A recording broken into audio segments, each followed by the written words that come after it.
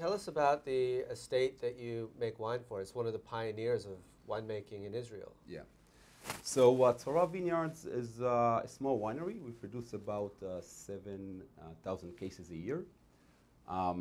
We grow our own fruit in the Judean Hills. And actually, we are one of the pioneers in grape wine growing in the Judean Hills. So basically, up to 20, even 15 years ago, most of the grape growers sold grapes to the biggest co-op, Carmel. And Ronnie James, who was the founder of the winery, decided to make his own wine in the early 90s, and he founded Tzora Vineyards. First, it was in a kibbutz in Israel, but now it's privately owned. It's a straight winery. And tell us a little bit about the terroir of the Judean Hills. Okay. What kind of climate and environment is it? Okay, so it's a moderate to warm climate.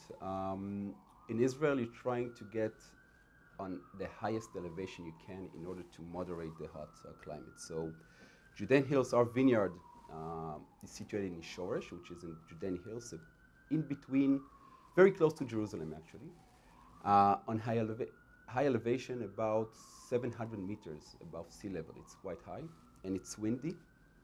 It gets some sea influence, the Mediterranean Sea. And it's quite amazing to be in July and August and get wind during the day. And because of the high elevation, you get cool nights relatively. The soils are very interesting. They're very shallow. We call it terra rossa soil. They're rich in minerals. And because they're shallow, the vines are quite strive to grow. Very, very thin vines and producing low yield.